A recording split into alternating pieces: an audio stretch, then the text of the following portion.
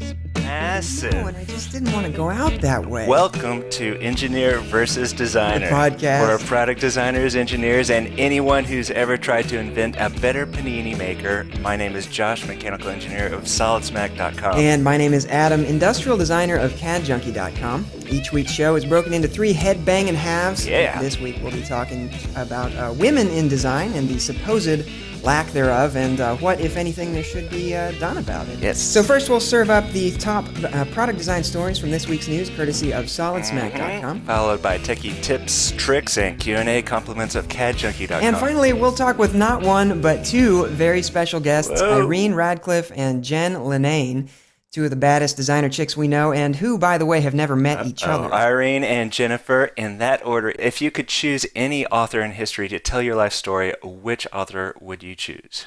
Irene? I'd like to say Irving Welsh, but my life is not that exciting, which is probably a good thing. So your life would be a period piece. I have this book that's called Roadie, The Misunderstood World of a Bike Racer, and it's by Jamie Smith. Okay, Irene and Jennifer, stay put. We'll be hearing more from you as the show goes on. Speaking of great works of fiction and things, Josh Mings of SolidSmack.com, I hear you got some slightly fictitious news for us this week. What do you got? That is true, but first, this week's Solid Smack update is brought to you in Synchronous Tech 3D by Siemens PLM.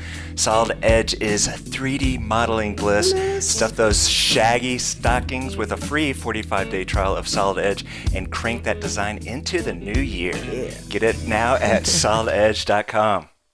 All right, so this week we're doing something a little different. I'm going to read you 5 stories from this week's product design news, one of which is completely made up. He made it up. Yep, it's fake. So as I read you the stories, I need you to pay close attention and remember which one you think is bogus. We're not going to tell you the answer on the show, but if you're the first person to answer correctly by commenting on evd1.tv, and I'm sorry, guests, you can't win this. Nope. We're going to send you one of our snazzy new EVD t-shirts. Shirts. So, ready, set, Go. How do you spell awesome?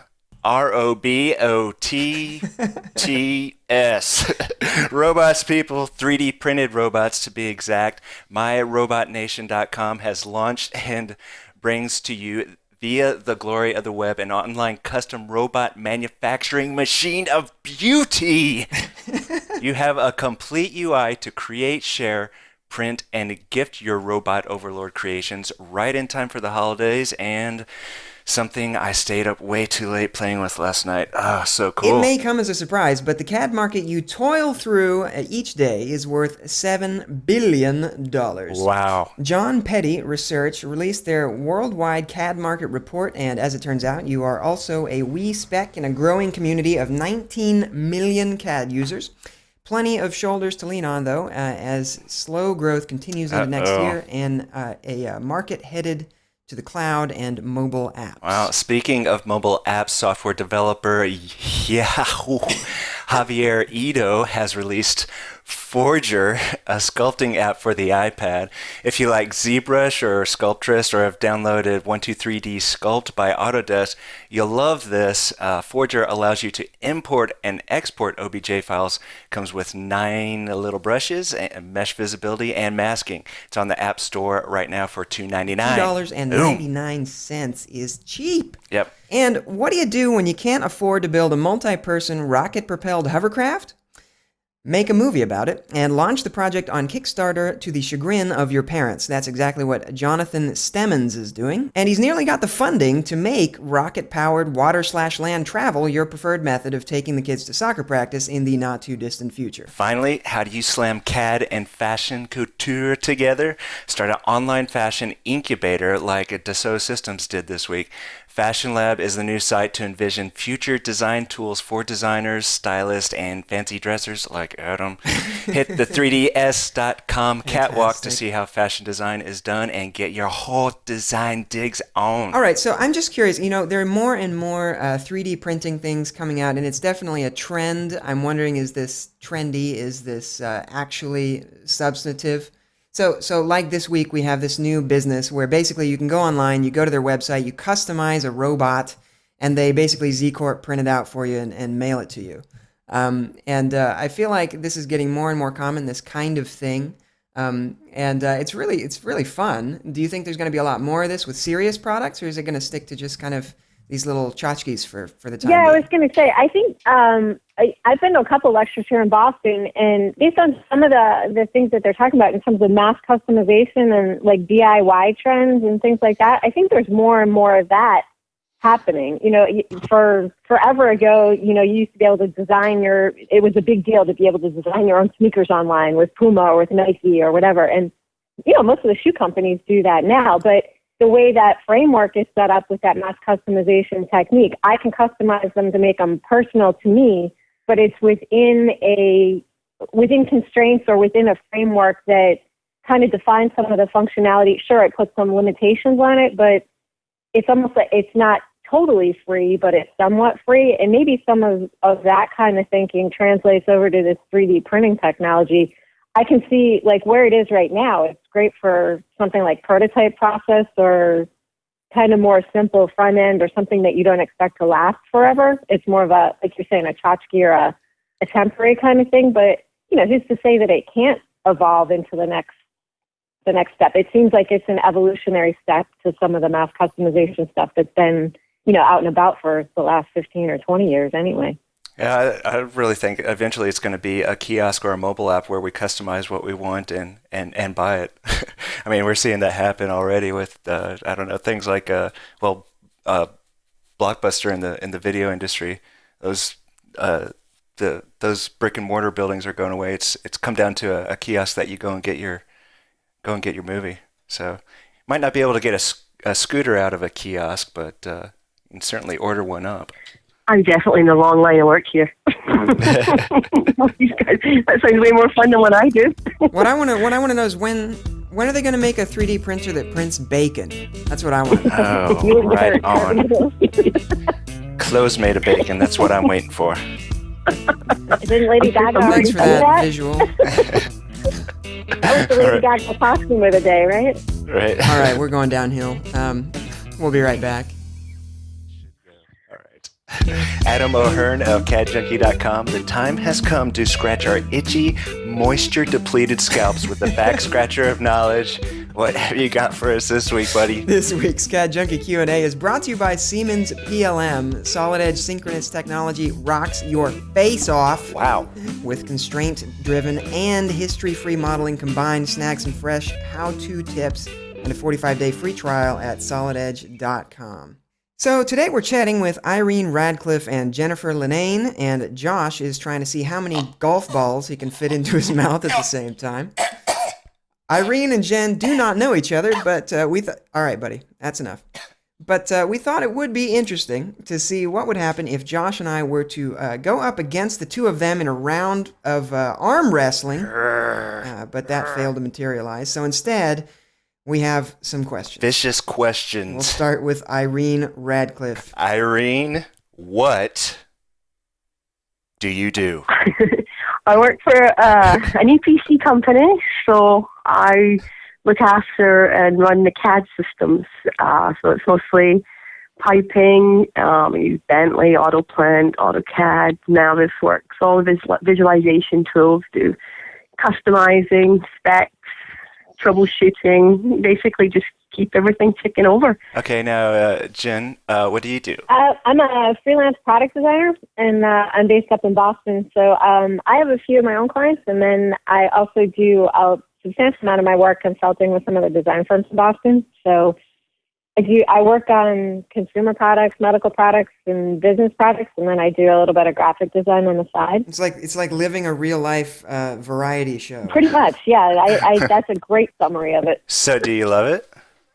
I love it. I love the fact that you learn about, you know, kind of new technology and new trends and things like that before anybody else does. So, I mean, you're always kind of you know, the front end of discussion, or you always have something to talk about. It's really cool. Each project's just a new challenge and a new adventure. So I find that really exciting. Okay, so now to both of you and to Josh as well, feel free to chime in here. I want to pose a question to the whole group. So imagine I have a red pill and a blue pill, and I'm all Morpheus style, wearing the cool glasses. And if you take the blue pill, Everybody continues on life as we know it, and everything is fine. Take the red pill, and suddenly CAD no longer exists. Technology is otherwise the same. Nothing else really changes, except that in order to design a product, you have to do it using traditional tools and techniques. EvD guests plus Josh, which pill do you take? Can I take both of them? Come on, Josh. All right, I'm gonna ask the reasonable people first, and then you can answer your stupid answers. Jen, what do you think? Which pill would you take, Jen? I have to say mine's probably going to feel a little bit like a cop-out, but I would take the blue pill. But in all defense, I'm not a CAD junkie. And in fact, I use 3D CAD so infrequently because I have such a vast array of different responsibilities that I've never actually gotten truly proficient at it. So it's kind of... Good for you. Good for you. I guess the blue pill part of things, I love the way, the world is evolving and things like that, but I use so many of my, I guess you're going to call them old school kind of traditional tools and techniques, like you were saying, every day. I mean, I do a ton of sketching. I certainly can work in elevation views and things like that. I am okay in Rhino. I can kind of, I can hold my own, but it takes me a little bit on the front end to kind of get my wits back about me. And I think the part that's hard for me is that I need to see my design vision limited by my CAD skills just because I don't exercise them every day. And that's the thing that I've always struggled with. So you're saying you can take the blue pill, but then basically get both, where the CAD still exists, you can get to it if you need to, and you can have other people get to it, but then you can still, it doesn't keep you from using traditional techniques. No, I think I use them more so because a lot of times it's just faster for me, or it allows me to explore more things more quickly. So I'm not kind of, as much as I love technology and I embrace it wholeheartedly, I'm not held back by it. So. Now, Irene, I'm pretty sure I know what your answer is going to be, but why don't we go ahead and let you answer anyway? I'm colorblind and I'd get confused. Well, if I took the red pill, obviously I'd be out of a job. So, but at the same time, sometimes you look back at these old drawings, these that people did on the boards. I mean, I learned on a board, and I guess with the dark background, right, there's just nothing nicer than sitting down a big sheet of paper with the markers and everything just in front of you, and just kind of slow, right? Everything slow down a little bit would be nice. I think definitely the CAD technology is so fast, and the people that make the decisions just kind of say, "Oh, just push a button, and it'll just come out," right? And sometimes I think with the board, people had an understanding of the process of what it took to actually, like a plant layout and stuff. Whereas, definitely. So I would like to say I would take the blue pill, but financially I'd have to take the red one. Well, I think we've all learned a valuable lesson here today, Josh. And drugs are bad? Yeah. But some... What? Did you write the bacon lines? All right. All right, we'll be right back. All right, and welcome back. Today we're chatting with Irene Radcliffe and Jen Linnane. And Adam is wearing a rubber glove on his head like a hat again. We brought them on because they are kick-arse designers who work closely with both engineering and design, but also because we're hoping to talk to them a little bit about the elephant in the product design kitchen. Yes, there simply aren't enough women in design and engineering. It's a sausage party. But as with all things in life, engineering and design is always better when women are involved. You know that. I know that. Everybody knows that. So then we come to the real reason why we have the two of you on the show today.